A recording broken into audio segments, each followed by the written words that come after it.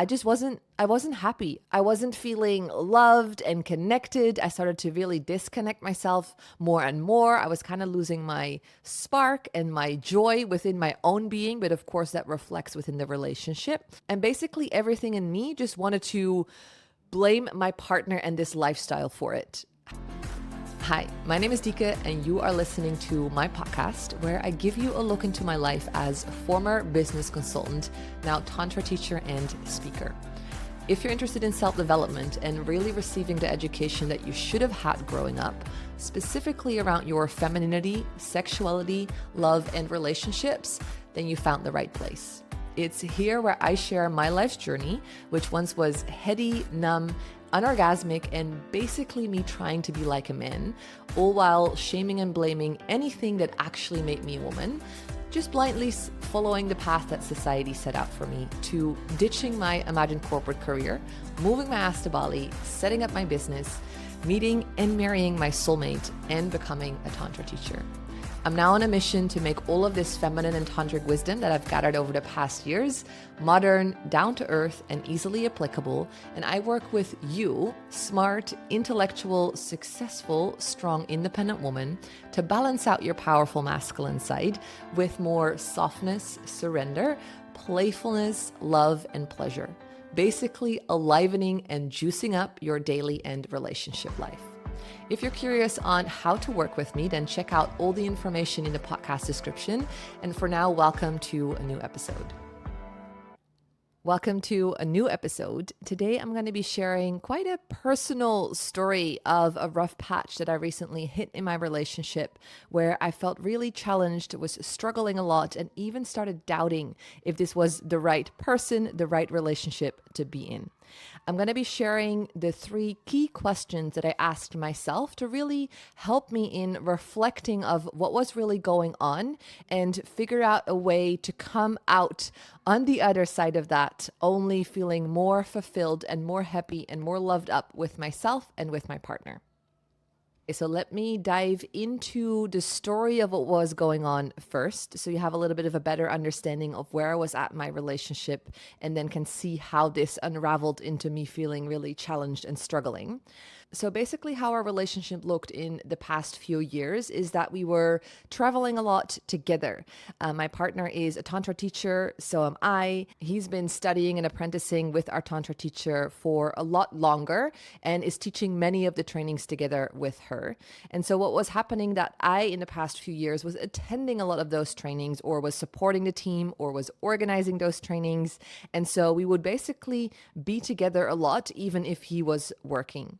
Now, since the beginning of this year or so, I started noticing that I was ready for a little bit of a lifestyle shift for myself personally, where I noticed that, okay, in the past 2-3 years, I've been in nonstop Tantra trainings and retreats, either participating, learning as a student, organizing, assisting, teaching. And so I was like, I need a little bit of a break in the sense of I'm noticing I'm not getting super happy being in those spaces all the time. Something doesn't feel like a full fuck yes for me anymore.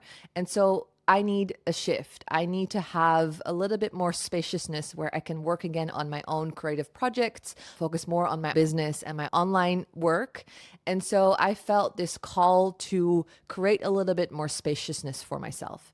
And that led me to basically deciding like, okay, because we know in general, these trainings are scheduled a long time ahead. So like 1, sometimes even 2 years in the future. So I'm quite aware of, okay, how is the flow of this year looking? And so basically I decided to not be attending all of the trainings that Modestas was in and just not be around as much, and instead create more spaciousness for myself to explore and spend more time with myself, with my family, and to create something that really, really makes me happy. Now, this was already quite a step to make in the sense of I love being close to my partner. I love the time that we spend together. And so really deciding and seeing that, okay, this year we're going to have weeks, months, sometimes apart. Okay, that's a little bit of an edge to overcome. It's not the end of the world. I'm going to be fine. However, there's a part of me, like that really feminine part of me, which just loves to be close and just wants to be connected all the time. She had to let go a little bit. And so basically, specifically the last few months, this lifestyle shift really started to be implemented. And so my partner was teaching a lot, then he was traveling for work, being out for a while, then he was back for just a little bit, then in another training, then teaching again. And so what I started noticing is that during this time frame, slowly, kind of like creeps in. That's often what happens when we're talking about struggles or challenges. Not very often are there like, bam, like a hit straight in your face. Often it just kind of like creeps in. So it can be hard to notice. And over time, I started seeing that I was becoming more and more resentful, that I was starting to feel more sad, feeling lonely, not so happy with myself, not so happy in the relationship. And basically, everything in me wanted to blame and shame my partner for what was going on. Like, he was too busy. He was working all the time. He's traveling and leaving me. He's not being supportive. He doesn't make the relationship a priority. He's always tired and exhausted. So, all of these stories were going on. And I saw myself kind of slowly sink into a sinkhole of misery where, yeah, I wasn't happy. I wasn't feeling loved and connected. I started to really disconnect myself more and more. I was kind of losing my spark and my joy within my own being, but of course that reflects within the relationship. And basically everything in me just wanted to blame my partner and this lifestyle for it. However, here I had to really be honest with myself, where I was like, well, I chose to change this lifestyle around, in the sense of I chose to not be around as much. But of course, I wanted to twist that also into a story where like I'm always settling to his side, I'm always supporting him, I'm always like molding and melting and adapting around his life. But what about me? I want to also have space for me, but I don't want then to always have to settle in our relationship. He should move more towards my side. So you can see here where basically we ended up into this dynamic of, okay, wanting to be right, wanting to prove something, and just not and basically being contracted and a little nasty towards each other. It wasn't really coming out in like a super nasty way, but I could just sense that I was just tapping into a deep amount of sadness. Now, what might be interesting to know about my story, because I reflected on this myself as well. So when this started happening, I become aware that it's not a healthy thing to just dump my trash onto my partner, to just project all of my shit and to blame and shame him for everything, because there's two people, two sides. We're co-creating this relationship. So I'm playing a part in this as well. And so when I was reflecting on myself, I could definitely see that this was also in a way connected to my dad and my upbringing, because basically my dad was traveling a lot for work, wasn't super emotionally available, was working a lot. And so I could see that all of these stories that I basically wanted to put onto my partner of like, you're working too much, you don't prioritize me, you're always traveling, I'm feeling lonely because of you, you don't support me, you don't love me. I could see that these stories were in a way connected to my upbringing and to the relationship with my dad. Now, this is something in general that I recommend you reflect on, because the way that you were brought up will inevitably have an impact on your relationship. It will show itself in dynamics with your partner. And very often we attract a partner that is a perfect mirror for these pain points, these traumas, these past wounds that we still carry around, for the exact reason that the universe is like, hey, I'm going to give you a partner that's going to trigger all of these kind of like unresolved little conflicts and pains from your upbringing, so that you can actually have a chance to look at it, to heal, and to transform it. Now, the problem is that we haven't been taught how to do so. So then we end up in relationships where at some point pain points and triggers are happening. And instead of using those as a way to bridge, to connect us deeper, to heal and to transform, what starts happening is that we become more and more and more disconnected. So when I'm hearing myself having a lot of these stories going on and questioning and wanting to blame and shame my partner, I'm always aware, or at least I try to the best of my ability, to kind of like point the arrow back to myself and to ask myself of like, okay, what is going on? Why am I creating this reality? What am I not seeing? What is potentially linked here from patterns that I play out in my life? Is there something that I potentially could shift? And so basically the way that you can recognize if something is connected not just to the present moment, but maybe to something from your past, is if the emotional response, the feelings, the pain that you're experiencing around a certain situation is bigger than probably the situation asks for.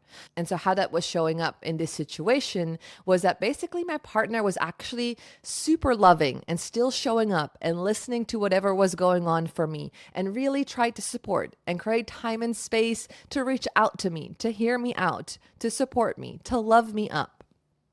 And even though I could see that, I somehow couldn't fully receive it.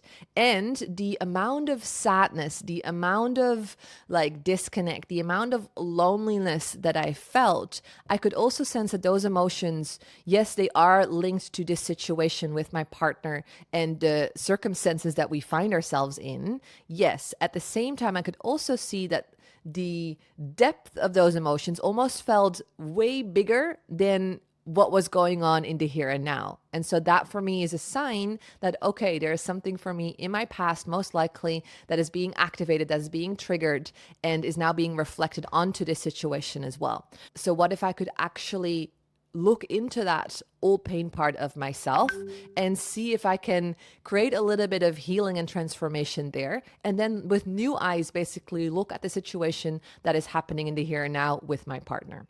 It's really good to ask yourself these 3 specific questions when you're noticing that you're struggling in your relationship. And instead of your relationship just adding more love and joy and aliveness and spark to your life, instead of that, it's basically feeling heavy, like it's dragging you down, like it's dimming your light, like you just feel like it's another to do on your weekly list of things to try to like fix and solve. If that's the case, you might want to ask yourself these 3 questions, because I really believe that in general, your relationship is like an amplifier of what's already happening inside of you.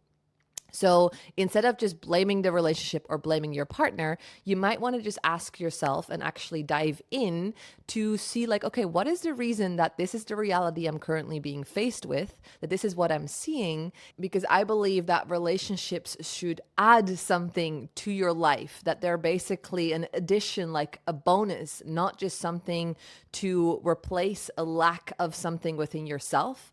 And I do see this happening a lot, that people getting into relationships basically from a space of pain and lack and feeling unworthy. And I do believe that it's really supportive to have at least the foundation of love within yourself, because a relationship in the end, it's basically a third entity that gets created out of 2 individuals coming together. So if the 2 individuals are not fully like super strong, confident, loving pillars, then you can't expect the relationship to be healthy and thriving and full of life and passion and love, because it's just not there in the foundation of the 2 individuals to begin with. Now, on top of that, I also see the relationship as like an amplifier. It like basically shows and amplifies what's happening inside of you. So if you're noticing that the relationship is not happy, then most likely something inside of yourself and inside of your partner is also not fully happy and fully like grounded and anchored and centered. So it's always good to have these moments of reflection. Also knowing that a relationship, at least the way that we approach our relationship, it's like a co-creation. We very early on, from the very beginning of our relationship, set this intention of like, we're coming together to co-create a beautiful setting and relationship where we can both thrive and support each other in this journey of life. And so we always keep checking in of that's still what's going on. And if not so, okay, can we change the framework, the setting of the relationship? How can we create this differently to make sure that we're both happy and thriving and feeling loved and supported? And if you look at a creation cycle or innovation cycle, I have a background in innovation management. So I know a lot on how to innovate, how to create, and what's the theory behind this. And so basically, it's very normal that when you're in a relationship or in some sort of creation in your life as well, you're going to move through different seasons. Like a relationship has different seasons, just like nature does, just like you have as a woman, but also as a human, you're moving through this cycle of creation constantly, where you're moving from winter, which is like deep inwards kind of motion. Then you have the spring season where there is more and more activation and energy and growth happening, until the summer season where it's all just like really reaping the benefits, enjoying the fruits of your labor, just really being in that sunny, joyful space, to going into autumn season where again the energy draws more inwards. It's like more of a downswing motion where, okay, there might be something to reflect on, there might be something to let go. Nature actually dies to really start that cycle again. And so it's also very normal that this naturally happens within your life, within your own personal life, but also within your relationship. So the key here is to learn to flow with these different seasons, that instead of, okay, just enjoying the ride up to the peak, then enjoy the peak, but on the way down, to be like, okay, wait, this is just another swing, another motion. Ups and downs are very normal. But instead of basically looking for the back door and escaping this moment, it's like, no, how can I actually ride this wave so that another up can happen? And in this way, you want to be able to flow through these cycles of ups and down naturally through these different seasons. And in this way, basically, your relationship will only be spiraling upwards, getting better and better and better, and not less and less and less. What we've been taught basically in culture, in our conditioning, in our society is that, okay, well, you get into the honeymoon phase, you meet your partner, everything is lovey-dovey, then you might get engaged, married, now you're getting kids, and slowly you're on the way down, dying a slow death. Now, this doesn't have to be your reality. You can actually actively create a relationship that only keeps on growing and expanding and transforming you along your lifetime. And also based on this principle, we have a golden rule in our relationship, which we basically set from the very beginning. And that is that when we are in a downswing, when we're having struggles or challenges, we do not question the relationship itself. So that basically means that we're not looking for the back door. I feel these days it happens more and more because we have the Tinder culture and we have so many options, and the focus is only about like more freedom and more choice and more of everything, that when we hit a rough patch or when we're facing challenges, that we basically just like, okay, I'm out of here.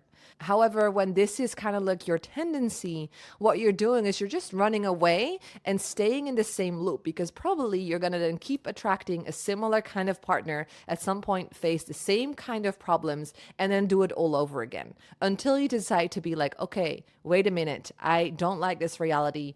I want to reflect on this. I want to change and transform this. And this is where those 3 questions will come in to support you in that journey. Just a few more little notes on that, not doubting the relationship itself. We have basically implemented this rule because it's so easy that when you're in pain, when you're facing struggles, to start questioning, is this the right person? I'm not sure if I like this person. I'm not sure if I'm happy in this relationship, because obviously you're being faced with pain. And when pain is being activated, when our ego kicks in, when our old pain patterns and wounds kick in, of course, we're going to blame our partner for that. Now, and this is not to say that your partner is not playing a role in this and that they're just like picture perfect and you only have to look at yourself. However, the only one that you have control over is you. And so you can control and change your behavior and actions. You cannot do that of anyone else. And so keeping this in mind, it's always really helpful to basically take your own responsibility for the reality that you're being faced with, because that puts you into an empowering place where you actually can change things around instead of just having to wait for your partner to change. And then hopefully something shifts in your relationship and that way you feel. This very often doesn't happen like that. It happens because you start changing and shifting things inside of yourself. And slowly, because of that, your reality on the outside will be reflected through that. And so you're going to find yourself most likely happier with your partner, with the relationship. They might actually change their behavior, or just old patterns just disappear. And so we basically promise to each other, but mainly actually to ourselves, that, okay, when we're getting triggered, when there's pain being activated within our relationship, within our dynamic, instead of basically running for the back door and trying to just escape the relationship, what if we would actually dive head in What if we would actually face what's going on and do that as a team? So knowing that, okay, we're not enemies in this situation. We're never enemies in this relationship. No, we are actually a team. And so we can support each other in climbing out of any sinkhole that we fell into, even if one of us was the trigger. We have the tools and the practices to come back to love. Let's use them. And so also what really was super helpful here is that at the very beginning of our relationship, where we were only dating for about 5 weeks, we did the soulmate training, which is basically a Tantra training and conscious relationship training specifically for couples. And that training really helped us to create a super solid foundation with super practical and really effective tools to work with these challenges and pains and projections that are going to come up and how to be a team. So we have practiced this skill from very early on, but it's never too late to practice this together with your partner and within yourself to really become able to see these challenging moments as moments of growth and transformation, and basically for you to heal and cultivate more love for yourself, for your partner, and for the relationship. And so, what I recommend if you're facing struggles or you're being challenged in your relationship and you start asking yourself all of these big questions of like, is this the right partner? Am I in the right relationship? Like, I don't want to be here. How do I get out of this? Maybe I should just like be on my own again. Now, these questions you can still ask yourself. I just invite you to maybe not answer them in the here and now, because if you're in a pain pattern, you're going to be answering that question from pain. Instead, you want to ask yourself that question from a space of love and connection. That means that the invitation for now is to come back to a space of love and connection, at least with yourself. And from there, it's going to be way easier to answer and reflect on these questions and to get more clarity. And in that way, you'll know that you'll answer a question like that and you make a decision like that based on love and not on pain. And if you can learn to start making these choices from a space of love, what starts happening in your life is that you start spiraling up. That all these situations will only make it easier and easier and easier, and you only get to a happier and more fulfilled and connected and loving place. Instead of, if you keep acting from places of pain, you keep the pain pattern alive. You keep the pattern within the relationship alive. You keep that pain, that wound alive within yourself. And basically your relationship will reflect that. And you're on a way down, spiraling to a space where, yeah, most likely you're going to feel more and more and more disconnected. Okay, so time to dive into these 3 questions that I asked myself when I was being faced with these challenges in my relationship. The very first question was, what am I truly feeling? What is the real vulnerability here? And so in order to answer this question, I basically have to look inside. So where before I was mentioning this concept of projections, where it's very easy, where if we're noticing we're not happy and that we're feeling challenged and having a lot of emotions being activated, that we want to blame and shame our partner. Basically, we want to point the arrow outside of ourselves. Now, with this question, basically what I do is, okay, I'm hearing myself say all of these things and wanting to blame and shame my partner. I allow myself to think that, write it down, to really admit, okay, this is just part of my reality right now. But instead of really putting that onto my partner, instead of dumping that trash bucket onto my partner, I'm like, okay, let's point the arrow back. So when I want to say, you're always working, you don't love me, you don't prioritize me, you only think about space, you don't want to connect with me. When I basically want to point all of these arrows outside onto my partner, I'm like, okay, what if I turn the arrow around? What happens then? Where does it lead me? And so when I turn the arrow around of like, okay, I'm always working, I'm not prioritizing the relationship, I'm unhappy with myself, I don't love myself. Okay, I allow myself to tumble that back into where is the roots, the core of this story coming from. And so we actually have a really powerful exercise for this called the projection exercise, which we teach to couples, but I also teach to women that want to learn this skill.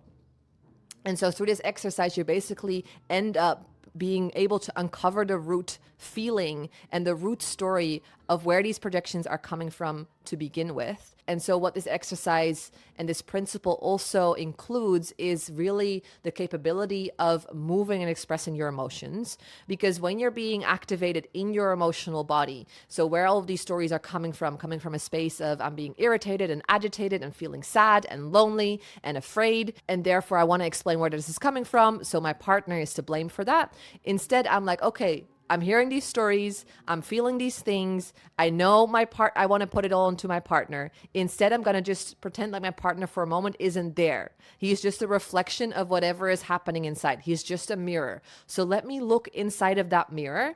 Let me actually feel and express the emotions so I can actually come onto the other side of the feelings, of the emotions, to hopefully get more clarity of what's really, really there. So I have emotional fluidity and alchemy practices that I do. I have the projection exercise.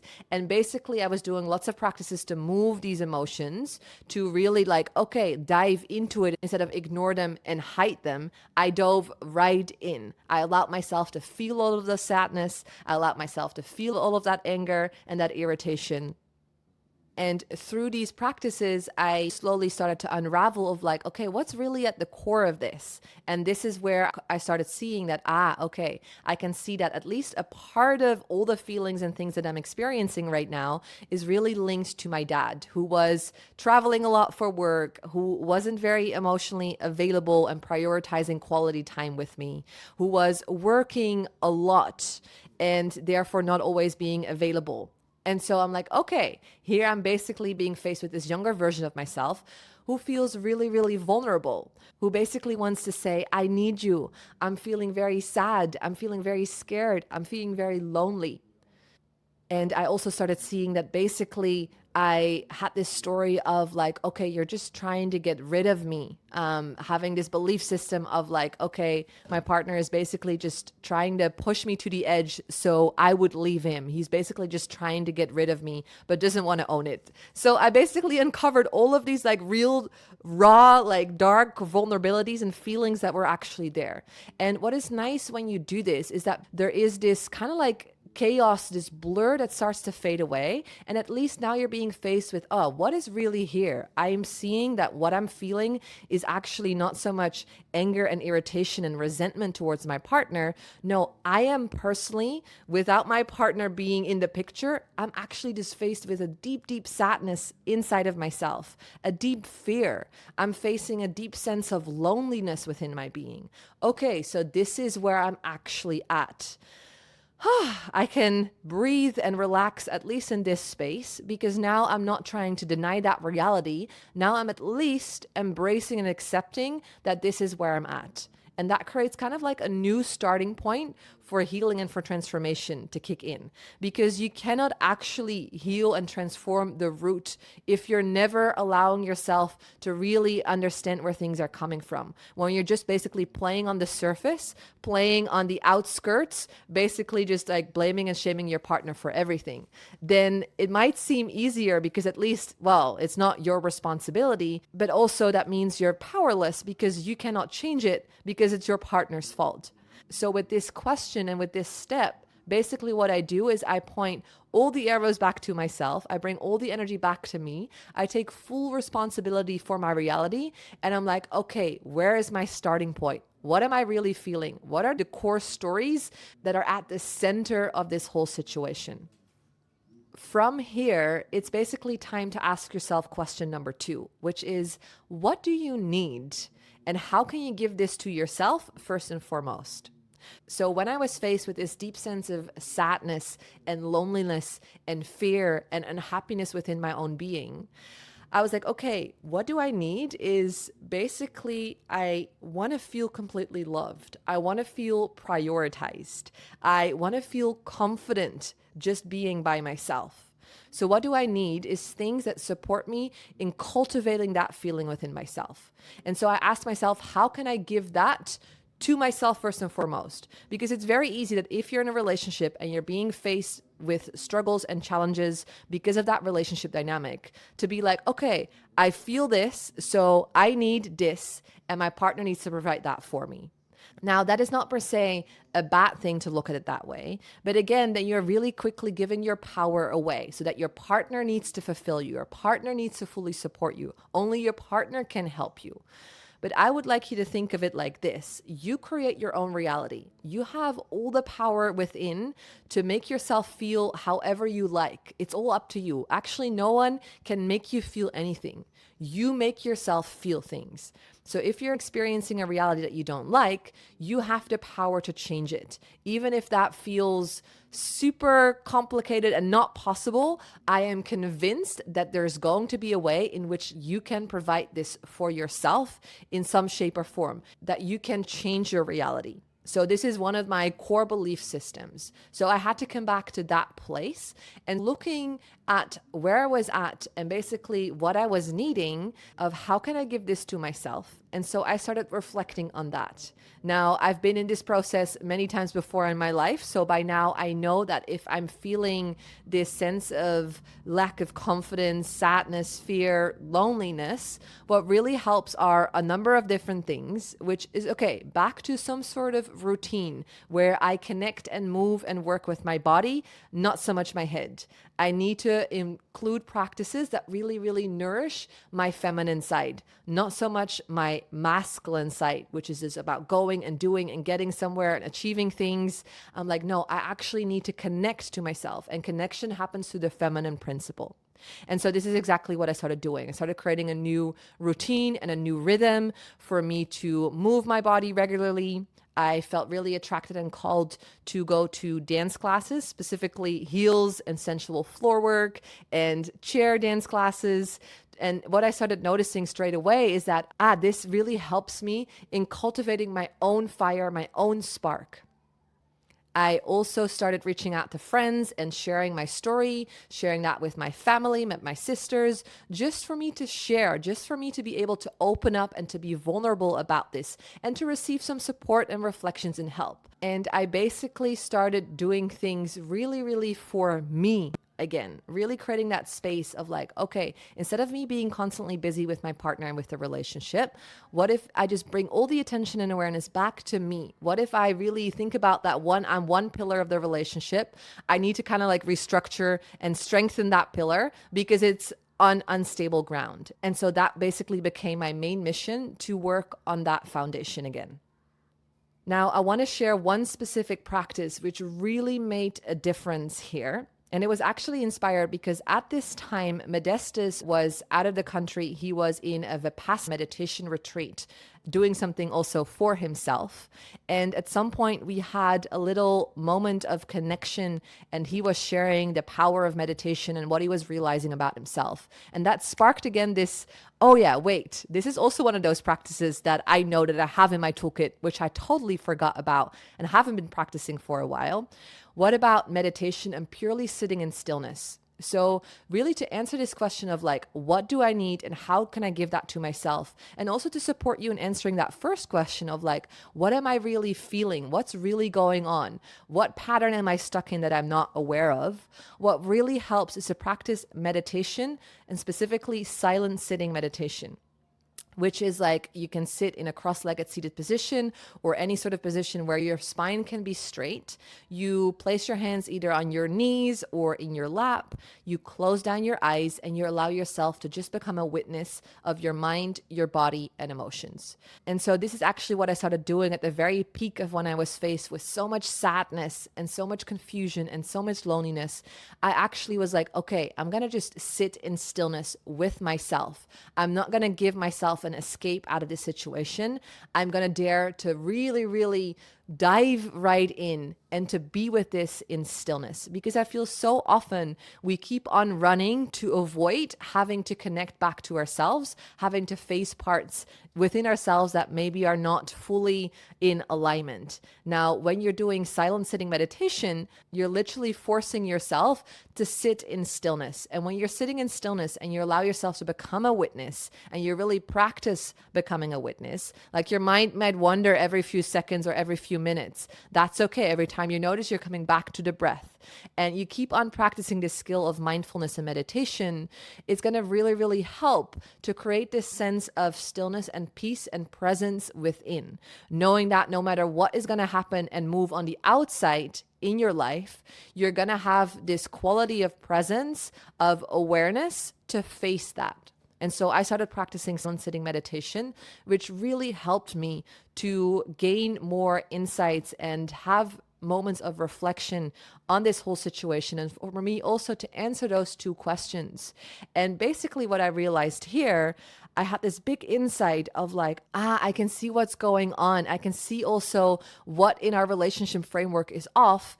There's a complete disbalance between freedom and space and connection and quality time, where at first we were spending so much time together that we were mainly focused on having quality space moments, not so much on quality connection moments, because we were having lots of connection moments. Now, because of this lifestyle shift happening where, okay, suddenly I wasn't basically following Modestus around and traveling everywhere with him. Instead, I chose to stay more at home or be more by myself. The focus on quality time and connection was something we kind of had let slip. We didn't focus so much on creating those moments of connection time. But now that our lifestyle had shifted and this was really happening in our life, there was only to focus on more space, only to focus on more freedom.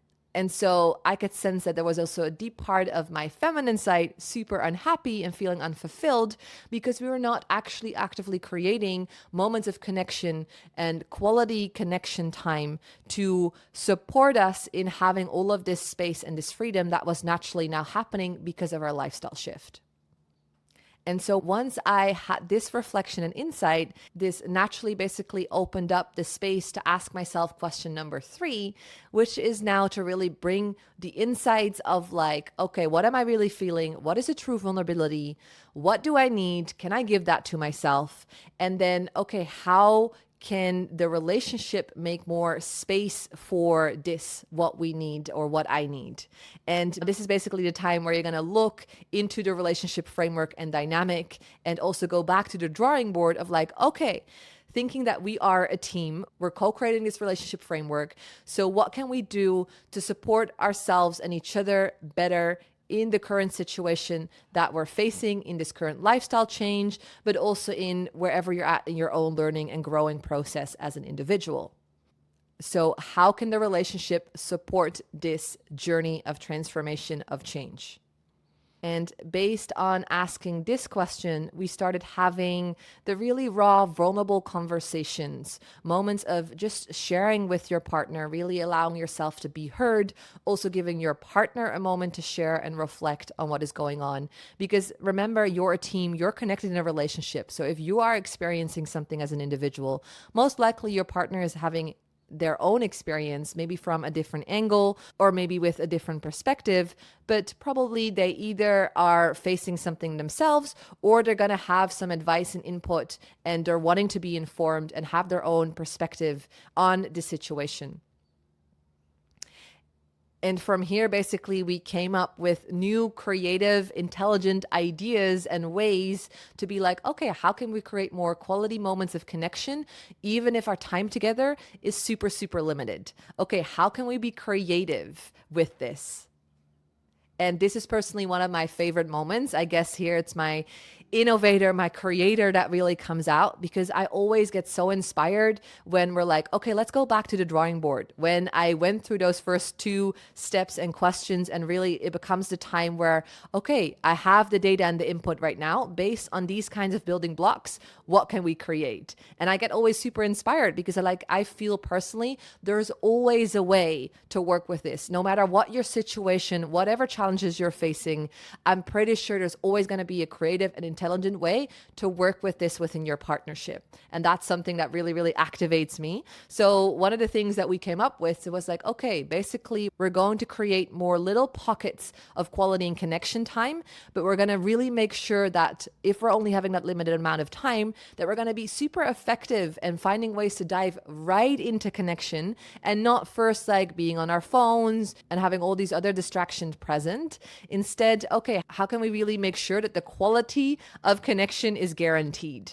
And so one of the things that really supports us is booking little getaways, because when we get out of our normal routine, when we get out of our house or of places that we normally go to, it becomes so much easier for us to connect, and we drop into a deep space of connection really, really quickly. And these moments really fill up this cup of quality time super fast and efficiently.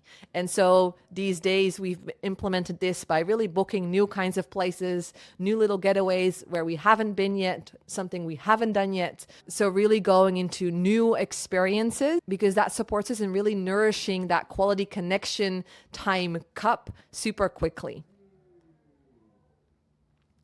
Now, another thing that we implemented here was I made a little list with what is important to Modestus, my partner, and we have been writing down and brainstorming for ourselves, and we've been sharing this list together. Okay, what is really important? So what I, for example, wrote down is that I want to feel consistently connected when physically apart. That's really, really important for me. Another thing that's really important is that I feel like a priority, even when you're away, when you're tired, when you're busy, when you're working, and when you're busy with other things. So these things were really, really important for me. For him, it's like, well, what's really important for me is to feel your juiciness and your sexiness, and to really be my inspiration and my basically distraction from all the busy work things that are going on in my life.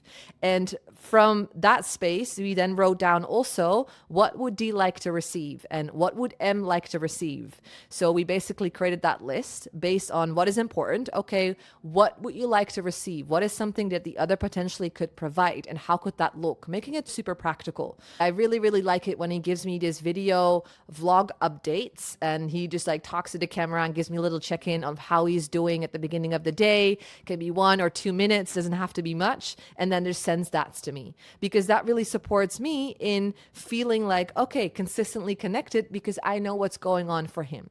And another thing that I wrote down is like, I find it super important that, okay, if we're mainly having a connection now over text messaging, over WhatsApp, then that you respond really excitedly to my messages and really acknowledge that I shared something. And from his side, he was like, okay, what I would really like to receive from you is just like juicy, sexy images, is like these juicy, sexy, kind of teasing and flirting images or videos, because that really supports me in what I find important. And so from here, it became really quickly, super easily clear, okay, how can we support each other in this situation? How can we co-create an environment based on the inputs, the facts that we're facing right now of like, yes, our time together might have a limitation, and we can still support each other in feeling super fulfilled and connected and loved up. And one little extra side tip here, because if you're answering these kinds of things where you're making a list of like, what is important to me and what would you like to receive, like how does that really, really look? What really helps is if you let that be inspired by something your partner might potentially already be doing, or maybe once. So for example, one of these moments, he sent me a little video vlog, and I started noticing straight away of like, oh, that makes me feel super connected. So I basically could tell him like, oh, remember when you did this, or when you sent this message, I want more of this, because that's something I really liked. So it's helpful in this way. It's not going to be always possible, but that if you can, it's like this positive reinforcement that instead of being like, oh, you're not doing these and these things, so I want these and these and these things, to be like, you're already doing this, or sometimes you did this, I want more of this. This is something I really, really like. And that was the same for him. Like I'd given him or sent him like a little bit of a sexy photo or an image or video that I created. And he was like, basically this is what supports me. This is what is really important to me. This is exactly what I need. More of this, please. And besides that, another really helpful kind of communication framework in these kinds of situations, specifically when it's a woman talking to a man. So if you have a male partner, because of the way that the male brain works, the male brain is really linear, single focus awareness. That means they're really good at, okay, single focus, I'm doing this one thing, I'm trying to achieve this goal, and this is what I'm doing. And so specifically here, my partner is in that single focus mindset, and that single focus mindset is not so much on the relationship, but on all the other things that are really needing to happen in life at the moment. So in order for me to kind of like slip in without really kind of having to interrupt his flow and irritating him in that way, what is a really helpful communication framework is I feel, I need, and that would provide me with. And so basically, this is really closely connected to those three core questions to ask yourself. Okay, what do you feel? Okay, what do you need? And what would it provide me with? Because it gives basically a result, an outcome to your partner that, okay, if the relationship finds a way to support you in fulfilling your need, even though you're also doing your best to do that by yourself and to really fill your own cup. So it's not just a cup with holes in it. You're like, no, I'm going to fix the holes. I'm going to fill it up to a certain level and then bring it back, the energy back to the relationship and see if the relationship can support in enhancing that. And so it's really helpful to explain the outcome or the potential like benefits of it or the potential achievement, because then that single focus mindset has like, I have a goal to reach. I know that if I do this, it gives me this kind of outcome, instead of being like, okay, I can do this, but I have no clue what the outcome is. It's way more unlikely that he's going to feel inspired and that he's wanted to like change his focus and invest time and energy into that, because maybe what he's doing, he knows what the outcome is. And then doing something else which doesn't have a clear outcome or clear goal or achievement that is going to happen because of it, it's way less inviting specifically for the masculine brain. So in this case, using that kind of communication framework with your partner can be very helpful. And then lastly, a little side note here, which is also interesting, specifically in the dynamic between men and women, because of, okay, when you're really looking at the relationship co-creation framework, and okay, can we give that a different shape and form? So when you're in that process, in that brainstorm, and when you're, for example, thinking of like, okay, what is important to me? What would I like to receive? That very often what women are deeply craving to receive, what is the thing that is really important to them, is safety and security. So just keeping in mind that that very often is going to fulfill you as a woman way faster than anything else. So looking into ways of like, okay, what can he do? What are services or things that he can provide that will support you feeling safe and secure? So for example, when I tuned into this with myself, it's like, what makes me feel extra safe and secure is, for example, this consistency in feeling connected, this consistency in communication. But another thing for me was basically having a next kind of like quality moment already scheduled or planned in the future. That even though, okay, we had this moment of connection, now you need to go work, we might not see each other for a little bit, that I know that, okay, but there is going to be a moment, so I can look out for that. That makes me actually feel really safe and secure. So this is something good to kind of like add to that contemplation and that reflection for yourself, specifically if you're a woman. Now for men, often what they're looking for and what's important for them and what really helps and supports them and what they would like to receive from the feminine is this sense of aliveness, radiance, beauty, different kinds of services, wanting to feel nourished and nurtured. Now, my invitation is to allow this kind of like instinctual, biologically imprinted pattern and need for safety and security, need for beauty, radiance, nourishment to inspire the maybe acts of service that you're asking from your partner, and maybe inspire to have mainly just more fulfillment. Because when we work with our instinctual nature, when we tap into our biology and we work with that, what starts happening is that very often we're going to be fulfilled and satisfied and feeling loved way faster than if we would do that mainly through our mind, through like practicalities surrounding the situation, to be like, no, what's at the very root? How do we work as a woman? How do I work as a man? How are we imprinted just purely based on our biology, on our instinctual nature, and using that as the foundation, as the baseline. So yeah, I hope this was inspiring and helpful. If you are curious and want to learn more about how to create a conscious relationship, or as I like to call it, a soulmate relationship, then I invite you to put yourself on the bridge list. You can find the link in the podcast description. This is basically an email list for specifically the couples work that I created also together with my partner. And if you're on this list, I will keep you updated on new bridge creations. We have a bridge online course that you can check out, but we also host these in-person events. We teach online. So this is basically the place to stay tuned and updated, and feel free to always reach out with any questions. Thank you so much for listening to this episode. Now, before you tune out, if you felt inspired, enjoyed listening, had some beautiful insights, I would really highly appreciate it if you could leave me a 5-star review. Also, as always, please feel free to reach out to me with any questions or anything you would like to share. You can do so on my Instagram at Dieke Terwil. That is DiekeTerweel. For now, I hope to see you in the next one.